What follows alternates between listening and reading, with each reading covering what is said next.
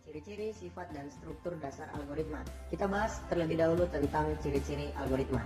Tidak semua langkah penyelesaian masalah yang logis itu dapat disebut sebagai algoritma. Menurut Donald Knuth, paling tidak algoritma itu mempunyai 5 ciri penting. Yang pertama itu finiteness atau keterbatasan, di mana algoritma itu harus berakhir setelah mengerjakan sejumlah langkah proses. Jadi tidak boleh algoritma itu tanpa batasan.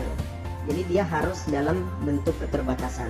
Yang kedua, definiteness atau kepastian, di mana setiap langkah harus didefinisikan secara tepat dan tidak berarti ganda atau ambigu.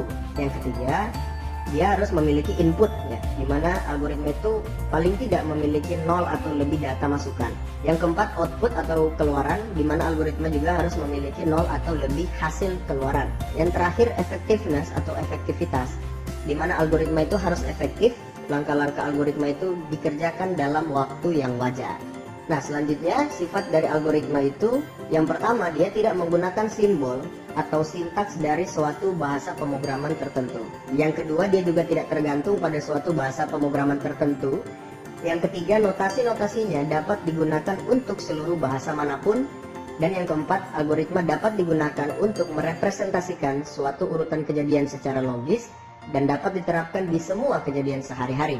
Kita masuk pada pembahasan yang selanjutnya, yaitu struktur dasar algoritma. Yang pertama ada yang namanya runtunan atau sequence.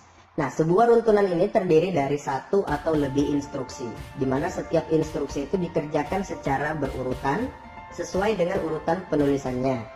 Yakni sebuah instruksi itu dilaksanakan setelah instruksi sebelumnya sudah selesai dikerjakan. Urutan dari instruksi ini akan menentukan hasil akhir dari suatu algoritma. Bila urutan penulisan berubah, maka mungkin juga hasil akhirnya berubah. Sebagai contoh, perhatikan operasi aritmatika berikut ini. Dalam kurung 4 tambah 3 dikalikan 7 sama dengan 49.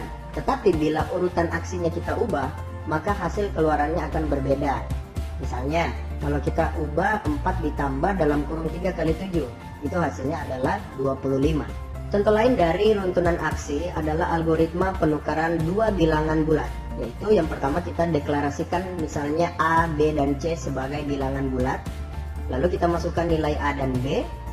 Yang ketiga kita masukkan nilai A ke dalam C. Yang keempat kita masukkan nilai B ke dalam A. Dan yang kelima kita masukkan nilai C ke dalam B. Jadi seperti itulah contoh dari struktur dasar runtunan atau sequence. Kita masuk pada struktur dasar yang selanjutnya, yaitu pemilihan atau selection.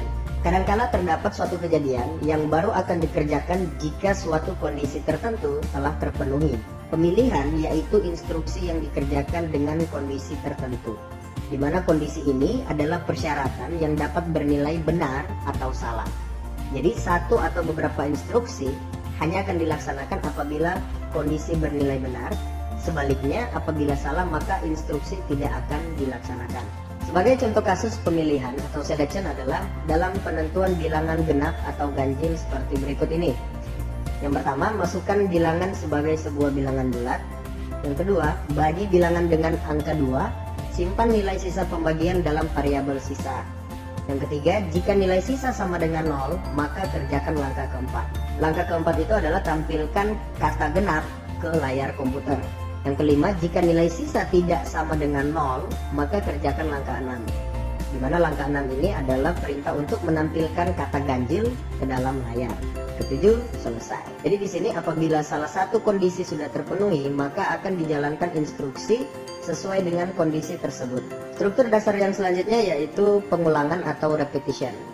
Nah, pengulangan ini merupakan kegiatan mengerjakan sebuah atau sejumlah aksi yang sama sebanyak jumlah yang ditentukan atau sesuai dengan kondisi yang diinginkan.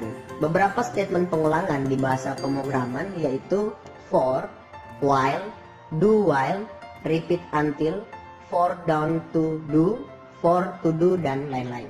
Sebagai contoh adalah menampilkan huruf tertentu sebanyak n kali ke layar sebagai berikut. Yang pertama, deklarasikan variabel huruf untuk menyimpan karakter yang akan ditampilkan. Kedua, deklarasikan variabel n untuk menyimpan banyaknya perulangan. Yang ketiga, deklarasikan variabel counter yang digunakan sebagai counter perulangan yang sudah dilakukan. Yang keempat, masukkan sebuah karakter dan simpan dalam variabel huruf. Kelima, masukkan banyaknya perulangan yang diinginkan dan simpan dalam variabel n. Yang keenam, set nilai counter dengan 0. 7. Tampilkan huruf ke layar. 8. Lakukan penambahan counter dengan 1. 9. Jika nilai counter kurang dari n, maka dia akan mengerjakan langkah ke-6, yaitu men-set nilai counter dengan 0. Yang ke-10, jika nilai counter sama dengan n, maka selesai. Oke, sampai di sini dulu untuk video pembelajaran kali ini. Kita akan berjumpa lagi pada video-video pembelajaran selanjutnya. Sekian dan terima kasih.